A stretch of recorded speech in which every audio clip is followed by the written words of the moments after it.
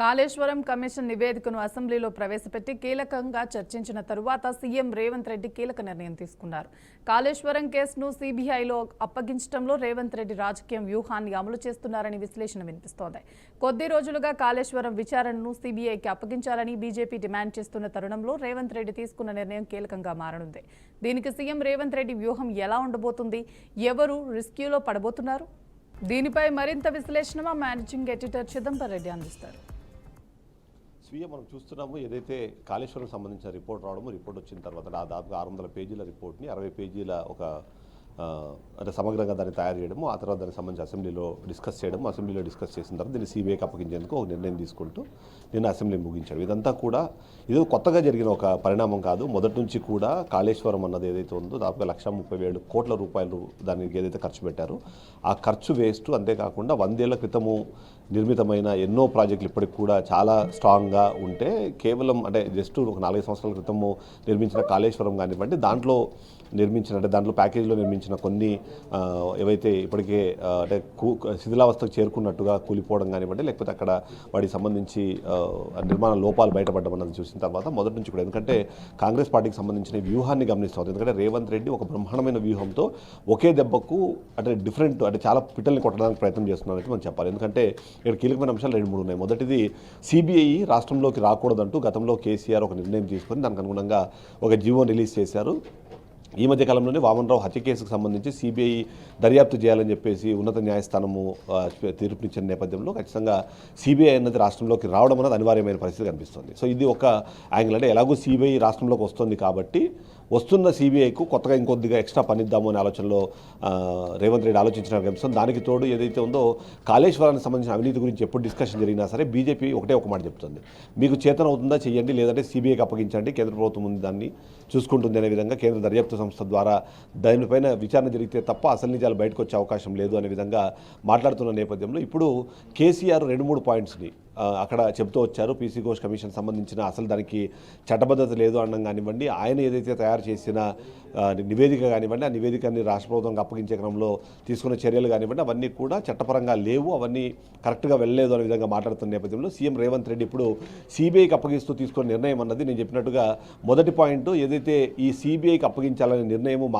మాది అనే దానికన్నా ఎక్కువ బీజేపీ డిమాండ్ చేస్తుంది కాబట్టి వాళ్ళు అనుకున్నట్టుగా వాళ్ళు కోరుకున్నట్టుగానే సిబిఐకి అప్పగించామని చెప్పేసి మొదటి పిట్టను కొట్టి ఈ కేంద్రాన్ని పరిధిలోకి ఈ బాల్ని తీసుకెళ్లి పెట్టేశారు. ఎందుకంటే కాళేశ్వరం పైన ఒకవేళ ఎలాంటి చర్యలు తీసుకుంటే ఒకటి, తీసుకోకపోతే మరొకటి. ఎందుకంటే ఇప్పుడున్న పరిస్థితులు మనం చూస్తున్నాం, సిబిఐ తమకున్న పరిధి కానివ్వండి, లేకపోతే తమకున్న వనరుల నేపథ్యంలో కొన్ని కేసెస్ని యాక్సెప్ట్ చేయని నేపథ్యంలో ఒకవేళ కాళేశ్వరం కేసుని యాక్సెప్ట్ చేయని పరిస్థితి ఉంటే మాత్రం చూసారా సిబిఐ కేంద్ర ప్రభుత్వం పరిధిలో ఉంటుంది, ఈ కేసును తీసుకోవడానికి ఆసక్తి చూపట్లేదు కాబట్టి దీని వెనకాల బీజేపీ ఉంది. ఎందుకంటే గత కొంతకాలంగా మనం చూస్తున్నాం బీజేపీలో బీఆర్ఎస్ విలీనం కాబోతుంది, తద్వారా కేంద్ర ప్రభుత్వంలోకి కేసీఆర్, అలాగే రాష్ట్రంలో కీలకమైన పదవుల్లోకి హరీష్ రావు, కేటీఆర్ రాబోతున్నారు అనే విధంగా కొన్ని రూమర్స్ ఎప్పటి నుంచి అయితే ప్రజెంట్ చేస్తున్నారో ఆ ప్రజెంట్ చేసిన రిమర్స్కి ఇది ఒక ఎగ్జాంపుల్ అని చెప్పి ప్రయత్నం చేస్తారు. లేదు, సిబిఐ దీన్ని తీసుకొని ఈ విచారణలో ఒకవేళ జాప్యం జరిగితే, తీసుకునే చర్యల్లో జాప్యం జరిగితే చూసారా బీజేపీ అలాగే బీఆర్ఎస్ ఒకటే కాబట్టి సిబిఐ చేతికి వచ్చిన తర్వాత కూడా ఇప్పటివరకు ఎలాంటి చర్యలు లేకుండా కేవలము విచారణ పేరుతో కాలయాపన చేస్తున్నారు అనే మాట మాట్లాడతారు.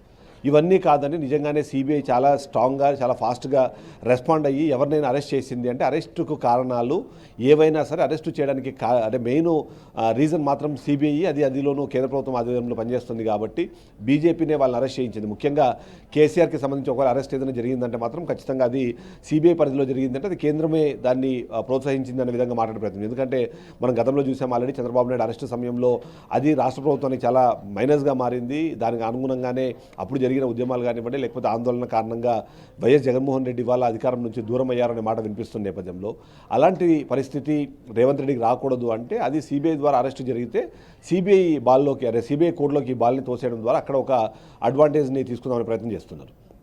ఇక ఇవన్నీ సరిపోవన్నట్టు సిబిఐ తీసుకునే నిర్ణయం కానివ్వండి, సిబిఐ తీసుకునే చర్యల్లో ఏదైతే అంటే ప్రతి దాన్ని కూడా కేంద్ర ప్రభుత్వం దానికి తీసుకెళ్ళచ్చు. ఒకవేళ ఈ నివేదిక తర్వాత ఒకవేళ సిబిఐ దీన్ని విచారించి ఏదైతే పీసీ ఘోష్ కమిషన్ ఇచ్చిన నివేదికలో వెల్లడించిన చాలా అంశాలలో విభేదించింది అంటే సిబిఐ వాళ్ళ చేతిలో ఉంది కాబట్టి బీజేఆర్ఎస్కి హెల్ప్ చేసేందుకే బీజేపీ లాంటి ఒక నాటకం ఆడిస్తోందనే మాట మాట్లాడే ప్రయత్నం చేస్తారు. సో ఈ విధంగా ఏదైతే మనం మాట్లాడుతున్నామో ఇప్పుడు చూస్తున్న నేపథ్యంలో కాంగ్రెస్ పార్టీకి సంబంధించి సీఎం రేవంత్ రెడ్డి తన రాజకీయ చతురతని ఇక్కడ ప్రదర్శిస్తున్నారని చెప్పాలి. మొదటిది బీజేపీ కోర్టులోకి ఈ బాల్ని తీసుకెళ్లడం, దాని కేంద్ర ప్రభుత్వం పేరుతో సిబిఐ పేరుతో అక్కడికి పంపించడం కానివ్వండి, ఎలాగో సిబిఐ రాష్ట్రంలోకి వస్తుంది కానీ ఇలాంటి కేసులు అప్పగించడం ద్వారా అక్కడ తీసుకునే చర్యలు కానివ్వండి, అక్కడ జరిగే జాప్యం కానివ్వండి పూర్తి స్థాయిలో కేంద్ర ప్రభుత్వంకే అప్పచెప్పే ప్రయత్నం చేస్తుంది. ఎందుకంటే మనం గతంలో కూడా చూసాము కవిత అరెస్టు విషయంలో అరెస్టు చేయడం ఆలస్యమైన నేపథ్యంలోనే బీజేపీ బీఆర్ఎస్ ఒకటే అని చెప్పి ప్రొజెక్ట్ చేసి తద్వారా అసెంబ్లీ ఎన్నికల్లో కాంగ్రెస్ పార్టీ లాభం పొందింది అన్నది కూడా ఒక విశ్లేషణ వినిపిస్తున్న నేపథ్యంలో ఇప్పుడు కేసీఆర్ కానివ్వండి, కేటీఆర్ అలాగే హరీష్ రావుకు సంబంధించి దీంట్లో ముగ్గురి పాత్ర చాలా క్లియర్గా కనిపిస్తుంది. ఒకటి కేసీఆర్, రెండు హరీష్ రావు, మూడు ఈటల రాజేందర్ ఇప్పుడు బీజేపీ పార్టీలో ఎంపీగా ఉన్నారు. ఒకవేళ ఇప్పుడు ఈ చర్యలు తీసుకునే క్రమంలో తన సహచరుని ఒకవేళ అంటే ఎంపీని అక్కడ కాపాడాలనే ఒక ప్రయత్నం చేసే నేపథ్యంలో కేసీఆర్ అలాగే హరీష్ రావు తప్పించుకునే అవకాశం ఉంది అనే విషయాన్ని కూడా ఇంకొద్ది రోజుల్లో మరొకసారి తెరపైకి తీసుకొచ్చే ప్రయత్నం కాంగ్రెస్ పార్టీ చేస్తుంది.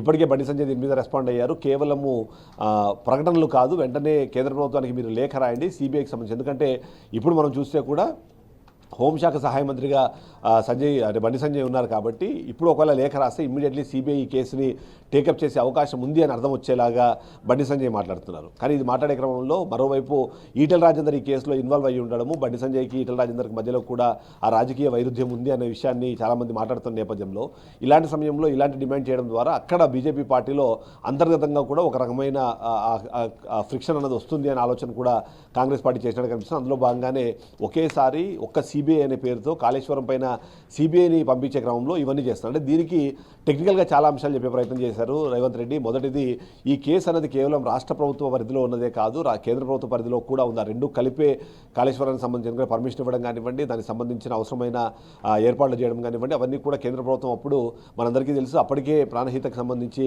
జాతీయ ప్రాజెక్టుగా ప్రయత్నించే అవకాశం ఉన్నా సరే దాన్ని కాదని ముందుకు జరిపి కొత్తగా రీడిజైన్ చేసి రీకన్స్ట్రక్ట్ చేసి రీస్ట్రక్చర్ చేసి తీసుకొచ్చిన దాని ద్వారా 1,00,000 కోట్లకు పైగా అక్కడ నష్టం జరిగడంతో పాటు దానివల్ల పెద్దగా ప్రయోజనం లేదు. సింగిల్ లిఫ్ట్తో అయిపోయేదాన్ని కాస్త మల్టిపుల్ లిఫ్ట్స్ పెట్టడం ద్వారా ఆ ఖర్చు అనేది తడిసి మూడిపడేలాగా నిర్ణయం తీసుకుని ఇవన్నీ కూడా కేవలం కమిషన్ల కోసమే చేశారు అన్నది రేవంత్ రెడ్డి చెప్పే ప్రయత్నం చేశారు. అంటే ఇక్కడ కేంద్ర రాష్ట్ర ప్రభుత్వాలు రెండు ఇన్వాల్వ్ అవ్వడం వల్ల అది రాష్ట్ర ప్రభుత్వం ద్వారా ఏదైనా నిర్ణయం తీసుకున్నా సరే దానికి చట్టబద్ధత తక్కువ వస్తుంది కాబట్టి సిబిఐ ద్వారా ఆ నిర్ణయం తీసుకొని కానివ్వండి, సిబిఐ ద్వారా విచారణ జరిపి ఆ విషయాన్ని బయటికి తీసుకొస్తే ఇద్దరిని ఇరుకొని పెట్టే అవకాశం ఉంటుందన్నది చెప్పే ప్రయత్నం చేస్తారు. ఇక ఇంతే కాకుండా అంటే దాదాపుగా 1,00,000 కోట్లకు సంబంధించిన దాంట్లో 20-25% నష్టం జరిగినా సరే అవినీతి జరిగిందన్న ఆరోపణలు వినిపిస్తున్న నేపథ్యంలో అలా చూస్తే ఈడీ కానివ్వండి ఇతరత్ర ఐటీకి సంబంధించిన ఇవన్నీ ఎంటర్ అవ్వడానికి కూడా సిబిఐ కేసు అయితే అది చాలా ఫాస్ట్గా రెస్పాండ్ అయ్యే అవకాశం ఉంది. ఇక మనీ లాండరింగ్కి సంబంధించి అవకాశాలు ఉంటాయి, ఇవన్నీ ఉంటాయి కాబట్టి వీటన్నిటిని దృష్టిలో పెట్టుకొని మేము సిబిఐకి అప్పగిస్తున్నామని చెప్తున్నారు. కానీ రాజకీయ వ్యూహం కానివ్వండి రేవంత్ రెడ్డి ఆలోచన విధానంలో మాత్రం ఒక్కసారిగా బీజేపీ బీఆర్ఎస్ని రెండింటిని ఒకేసారి ఇరుకొని పెట్టడము, సిబిఐ ద్వారా జరిగే ప్రతి చర్యని కూడా అది కేంద్ర ప్రభుత్వము చేస్తున్నది ప్రేరేపితంగా చూపించే ప్రయత్నం చేయడము, తద్వారా రాష్ట్ర ప్రభుత్వం నుంచి తీసుకోవాల్సిన చర్యలు తీసుకున్నాము. పీసీ ఘోష్ కమిషన్ ద్వారా అక్కడ జరిగిన అవకతవకలేవి, అక్కడ జరిగిన నష్టాలు ఏంటి, అక్కడ జరిగిన డిజైన్ లోపాలు ఏంటి, దాన్ని పర్యవేక్షించే పేరుతో కేసీఆర్ పాల్పడిన అవినీతి అనే కారణంతో కొన్ని పాయింట్స్ అయితే వాళ్ళు చెప్పే ప్రయత్నం చేశారు. కాబట్టి ఇప్పుడు మా పరిధిలో ఉన్న అంశం అయిపోయింది, ఇప్పుడు సిబిఐకి అప్పగించడం ద్వారా అక్కడ వాళ్ళు అక్కడ విచారణ చేయాలి, నివేదిక ఇవ్వాలి, అక్కడ అవసరమైతే అరెస్టులు చేయాలనే విధంగా రేవంత్ రెడ్డి భావిస్తున్నట్టుగా చెప్తున్నారు. కానీ బట్ ఓవరాల్గా చూస్తే మాత్రం బీజేపీ బీఆర్ఎస్ని ఒకేసారి అక్కడ ఇరుగున పెట్టే ప్రయత్నం అయితే చేస్తున్నట్టుగా మనం విశ్లేషించాలి. స్వీయ చిదంబర్ కమిషన్ నివేదిక సమర్పించిన తర్వాత రేవంత్ రెడ్డికి ఆ నివేదికలో అసలు ఏముంది అనేది ఎవరికి చెప్పట్లేదు రేవంత్ రెడ్డి. ఎందుకని అంటారు? అసలు కాంగ్రెస్ కి బీఆర్ఎస్ కి షార్ట్ డిస్కషన్ గా మాత్రమే అసెంబ్లీలో దాన్ని తీసుకొచ్చారు కాబట్టి ఇప్పటికే పీసీ ఘోష్ కమిషన్ సంబంధించిన నివేదిక మొత్తం బయటికి ఇచ్చేశారు. 60 పేజీలకు సంబంధించిన నివేదికలో మొత్తం అంటే దాని డిజైనింగ్ దగ్గర నుంచి స్టార్ట్ చేస్తే ఆ తర్వాత జరిగిన ఖర్చులు కానివ్వండి, ఖర్చుల పేరుతో అక్కడ పాల్పడిన ఏదైతే అంటే ఎక్స్ట్రా ఏదైతే అనవసరమైన ఖర్చులు ఏదైతే పెట్టారో వాటికి సంబంధించి కానివ్వండి, ఈ డిజైనింగ్ పేరుతో అడిషనల్ లిఫ్ట్లు పెట్టడము, లిఫ్ట్ల పేరుతో అక్కడ మోటార్లకు సంబంధించిన పర్చేస్ కానివ్వండి, ఇవన్నింటినీ కూడా ఒక అవినీతికి సంబంధించిన కమిషన్ కమిషన్లను పెంచుకోవడం కోసము, ఆ కమిషన్లకు సంబంధించిన ఆ పరిధిని పెంచడం కోసం మాత్రమే ఈ కాళేశ్వరం ప్రాజెక్టు డిజైన్ చేయబడింది అన్నది రేవంత్ రెడ్డి చెప్తున్నారు. ఇప్పుడు బీసీ ఘోష్ కమిషన్ సంబంధించిన నివేదిక అవుతుందో నివేదిక ఇప్పటికే బహిర్గతం చేశారు. 60 పేజీలకు సంబంధించి మొత్తము 600 పేజెస్ది కాకుండా 60 పేజీలకు సంబంధించిన ఏదైతే సమ్మరీ ఉందో ఆ సమ్మరీ ద్వారా ఇప్పటికే కేసీఆర్ని కానివ్వండి, అలాగే హరీష్ రావుని, ఈటెల రాజేందర్ని, వీళ్ళందరినీ కూడా ఇరుకుని పెట్టేందుకు అవసరమైన కార్యాచరణ అయితే అయిపోయింది. కానీ దాని తర్వాత చర్యలేంటి, తదుపరి చర్యలేంటి? ఇప్పుడు కేసీఆర్ని ఒకసారి అరెస్ట్ చేయాలి అంటే కేవలం ఈ నివేదిక సరిపోదు, దానికి సంబంధించి కేసులు పెట్టాలి. కేసులు పెట్టిన తర్వాత దానికి అవసరమైన సాక్ష్యాధారాలను చూపించాల్సి వస్తుంది. వాటిని